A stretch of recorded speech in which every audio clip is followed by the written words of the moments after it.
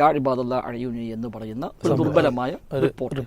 അഥവാ നിങ്ങൾ ആരെങ്കിലും യാത്രയിൽ വഴിതെറ്റിയാൽ അള്ളാഹുവിന്റെ അടിമകളെ എന്നെ സഹായിക്കൂ എന്ന് പറയുക എന്നൊരു നബി വചനം എന്ന പേരിൽ ദുർബലമായ ദഈഫായ ഒരു ഹദീസുണ്ട്. ഈ ഹദീസ് സമസ്തക്കാർ കൊണ്ടുവന്നു. അള്ളാഹുവിന്റെ അടിമകളെ സഹായിക്കുക എന്നല്ലേ പറഞ്ഞത്? അവിടെ ആരുമില്ലല്ലോ. അപ്പോൾ പിന്നെ സഹായിക്കുന്ന അടിമകൾ ആര്? അവ മരിച്ചുപോയ അമ്പിയാക്കളോ മരിച്ചുപോയ മഹാന്മാരോ ഒക്കെ അവർ അർവാഹൊക്കെ വരും എന്നാണ് ഈ ഹദീസ് നമ്മെ പഠിപ്പിക്കുക. അപ്പൊ ഞങ്ങൾക്ക് ഇസ്തിഗാസ തെളിവ് ഇതാകുന്നു. അപ്പൊ അള്ളാഹു അല്ലാത്തവർ ഭൗതികമായി സഹായിക്കുമെന്ന് ഇതുകൊണ്ട് തെളിഞ്ഞു കിട്ടിയില്ലേ എന്നാണ് അവർ കൊണ്ടുവന്ന് ചോദിക്കുന്നത്. അതിന് അന്ന് 1970-കളിൽ ഉമർ മൊഴി റഹിമയുടെ സൽസബീലിലേക്ക് ഈ വിഷയം ചോദ്യമായി വന്നു. 1971 ഓഗസ്റ്റ് ഉമർ മൊഴി റഹിമയാണ് അതിന്റെ പത്രാധിപർ.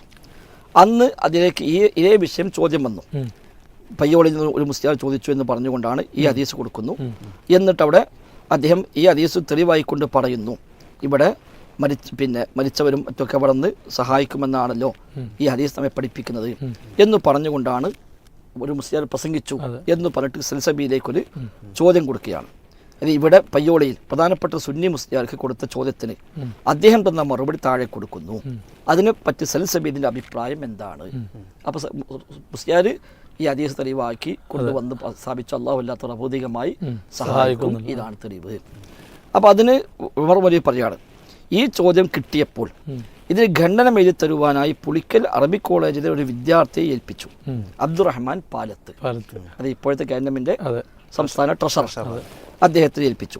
തലയെടുപ്പുള്ള സുന്നി മുസ്ലിയാക്കൾ എല്ലാവരും അവതരിപ്പിക്കാനുള്ള രേഖകളാണ് ഇവ.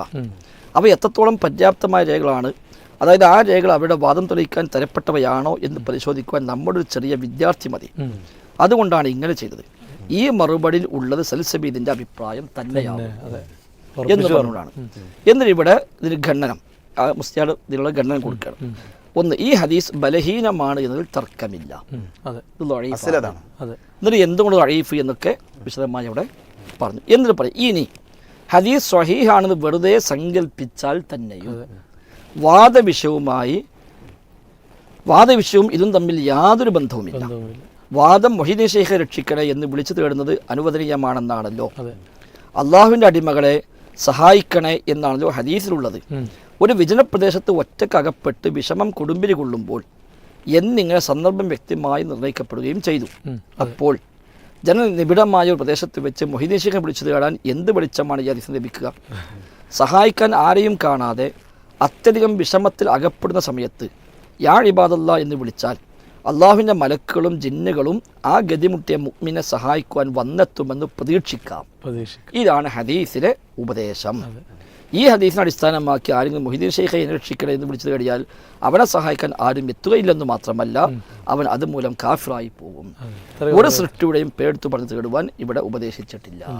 അപ്പോൾ വ്യക്തമായി 1971 ഉമർ മൊഴി പറഞ്ഞു, ഇവിടെ അമ്പിയാക്കളോ ഔലിയാക്കളോ ആരും സഹായിക്കുകയില്ല, എന്നാൽ ജിന്നുകളോ മലക്കളോ സഹായിച്ചേക്കാം എന്നേ റിപ്പോർട്ടിലുള്ളൂ. ആ റിപ്പോർട്ടാവട്ടെ ദഈഫാണ് എന്ന് പഠിപ്പിക്കുകയും ഇതൊക്കെ ചെയ്തു. സൂഫികളെ വാദങ്ങൾക്കുള്ള മറുപടി.